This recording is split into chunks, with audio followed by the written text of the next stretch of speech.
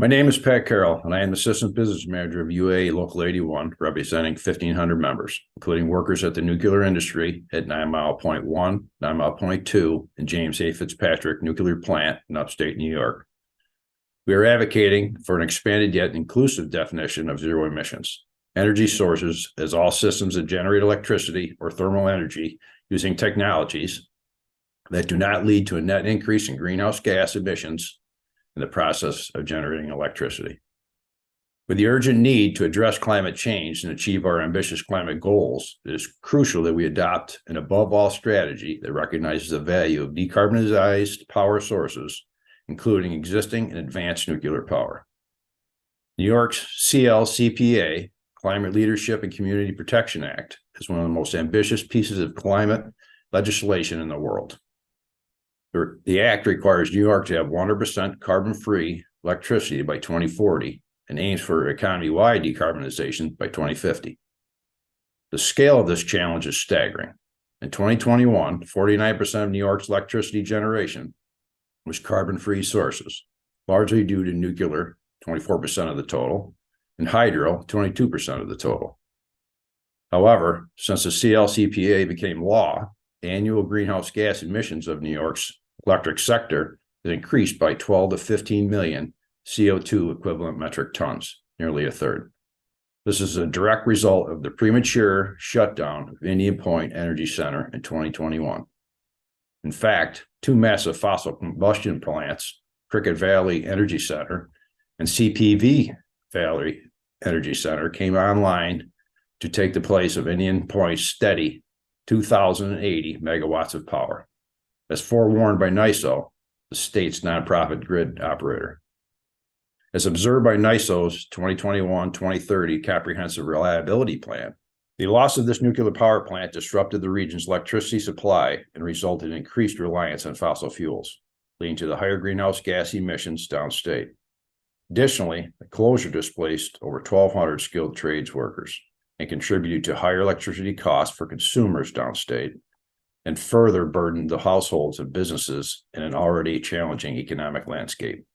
New York's carbon-free future is bright, but only if we steward the existing clean energy we have and usher in a new era of reliable, resilient, and clean power from nuclear energy. The Empire State has the necessary expertise, nation's leading apprenticeship programs, and financial sophistication to capture economic rewards of carbon-free nuclear power. With the right technology choices and policies, including recognizing nuclear power as a zero-emissions energy source, New York can deploy our most scalable tool in a fight against climate change while assuring a prosperous future. The U.S. Department of Energy and the EPA both acknowledge the reliability and environmental benefits of nuclear power. The DOE, in its report on nuclear power's role in the clean energy transition, affirms that nuclear power provides carbon-free electricity and plays a significant role in reducing greenhouse gas emissions. The EPA, as part of the Clean Power Plan, Opportunities for Nuclear Power, recognizes nuclear power as a low-carbon energy source that contributes to a cleaner and healthier environment. To ensure the continued support for existing nuclear power plants upstate, it is essential for New York State to match federal efforts and provide incentives, rebates, and subsidies that enable greater access to existing and advanced nuclear power. By encouraging the development of advanced nuclear technologies and expanding their deployment, we can harness the benefits of reliable, low-carbon electricity generation while revitalizing the skilled trades and supporting local communities. In this context, I strongly urge New York to consider placing an advanced nuclear reactor at the Indian Point site. The strategic decision would not only assist over 1,200 displaced workers from the skilled trades in finding meaningful employment, but also provide an opportunity for the communities like Buchanan to rebound from the forced shutdown of the plant. It would demonstrate a commitment to job creation and economic stability for the affected regions.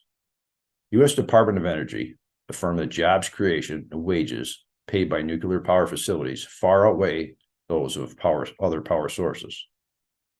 Additionally, recent guidelines issued by the White House on the Building America, Buy America Act increased standards to require federally funded infrastructure projects use American-made iron, steel, construction materials, and manufactured products.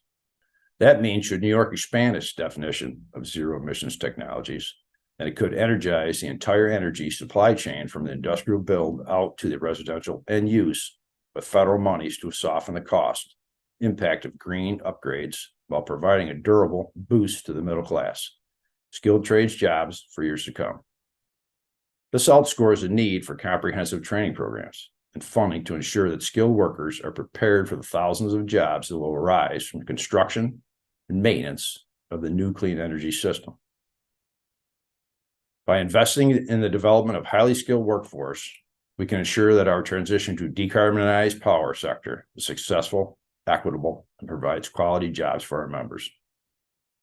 Recognizing existing and advanced nuclear power as a zero emissions energy source is a vital step towards achieving our goal of 100% reliable and renewable energy. I believe that by adopting an above all strategy and embracing the potential of advanced nuclear technologies, New York State can lead the way in the clean energy transition while safeguarding the livelihoods of our workers and communities. Thank you for listening.